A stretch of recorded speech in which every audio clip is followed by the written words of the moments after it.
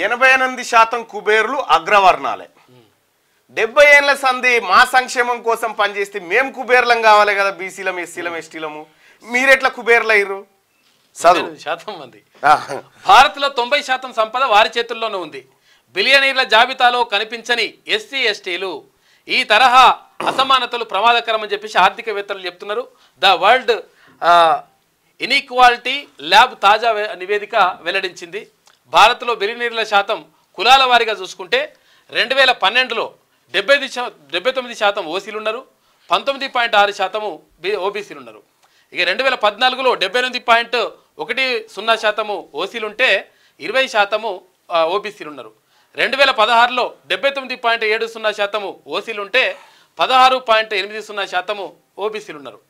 2018లో 81.70% ఓసీలు ఉంటే 14.4. దీన్ని బట్టి మనం అర్థం చేసుకోవాల్సింది ఏంటంటే, మనల్ని పైకి తీసుకురావడానికే కదా ఈ 70 ఏళ్ళు పరిపాలన చేసింది.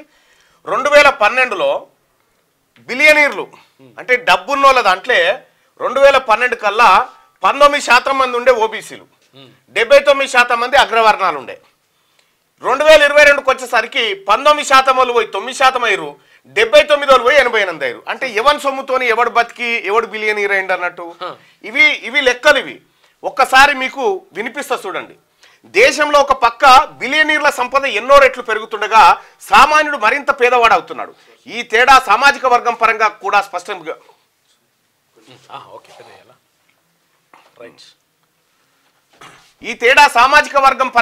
స్పష్టంగా పెరిగింది. దేశంలోని బిలియనీర్ల జాబితాలో ఎస్సీ ఎస్టీలకు స్థానమే లేకుండా పోయింది. దేశంలోని 90% సంపద అగ్రవర్ణ బిలియనీర్ల చేతిలో కేంద్రీకృతమైంది. ద వరల్డ్ ఇన్ఈక్వాలిటీ ల్యాబ్ తాజా నివేదిక ఈ వాస్తవాలను వెల్లడించింది.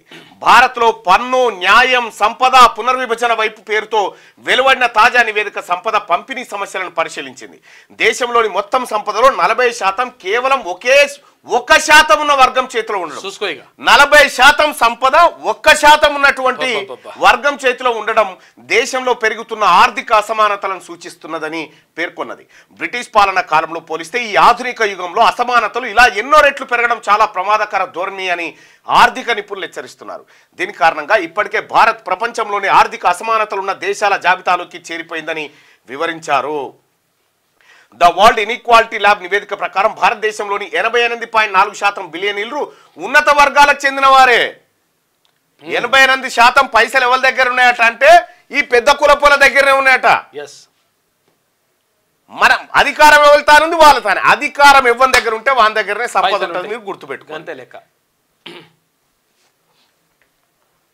ధనవంతుల జాబితాలో షెడ్యూల్ తెగలు, ఇతర బాగా వెనుకబడిన వర్గాలకు అసలు ప్రాతినిధ్యమే లేదు. ఈ తారతమ్యం బిలియనీర్ల సంపదలో కూడా కొట్టొచ్చినట్టు కనిపించింది.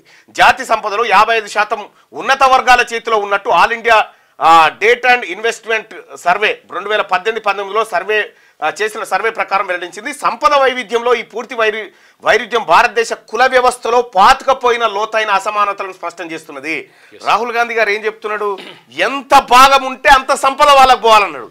కానీ ఇక్కడ నరేంద్ర మోడీ గారి పరిపాలనలో జరిగిన ఈ దుర్మార్గం చూడండి. అలాగే సామాజిక వర్గం, విద్య, ఆరోగ్యం, వ్యాపారం, సంపద సృష్టి తదితర అంశాలపై గణనీయమైన ప్రభావం చూపిస్తున్నది. దళితులు ఎక్కువ భూమిని కలిగి ఉండరాదని పలు ప్రాంతాల్లో ఉన్న ఆంక్షలు కూడా వారి ఆర్థిక ప్రగతికి ఆటంకంగా మారింది. అయితే ఈ వివక్ష కేవలం బిలియనీర్ల వరకే పరిమితం కాలేదు.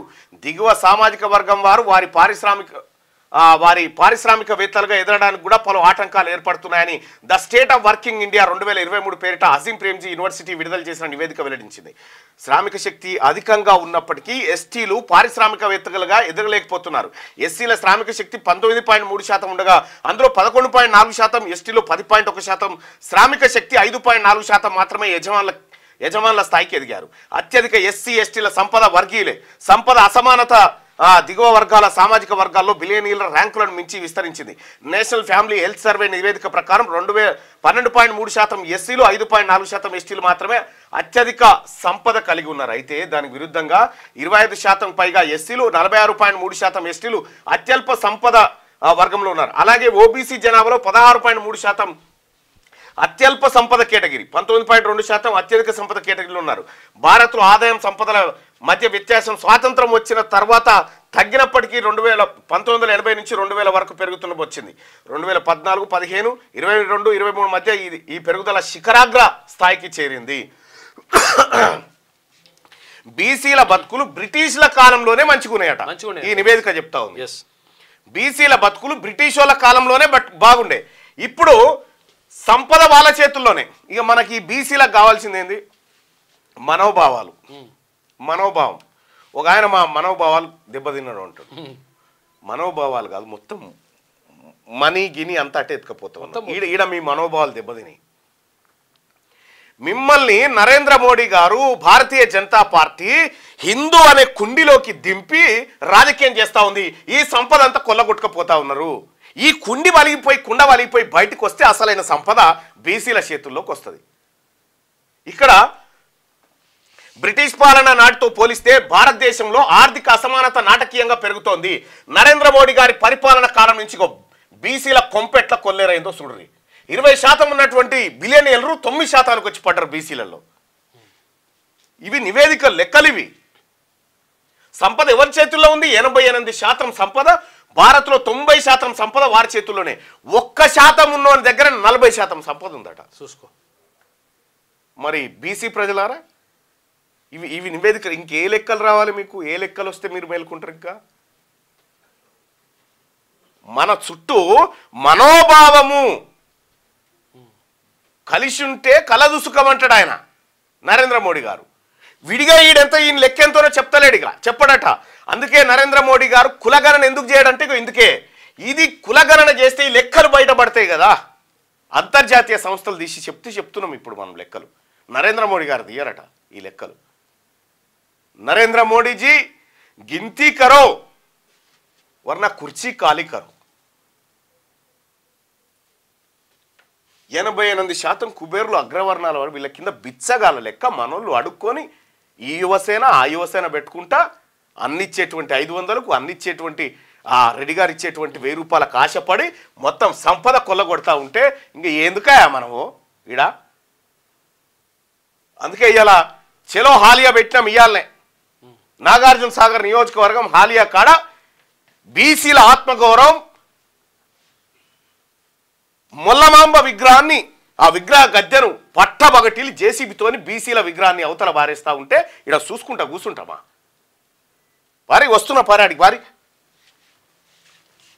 నల్గొండ జిల్లా నాగార్జున సాగర్ నియోజకవర్గం హాలియా. ఓ దిక్కేమో రాహుల్ గాంధీ గారు, ఇగో ఓ దిక్కు రాహుల్ గాంధీ గారు కుమ్మరోళ్ళ ఇళ్లలోకి పోయి వాళ్ళ ఆత్మగౌరవం నిలబడాలి, వాళ్ళ బతుకులు మారాలి, వాళ్ళ జీవితాలు మారాలని ఆయననేమో కుమ్మరోళ్ళ ఇళ్లలోకి తిరుగుతూ ఉంటాడు.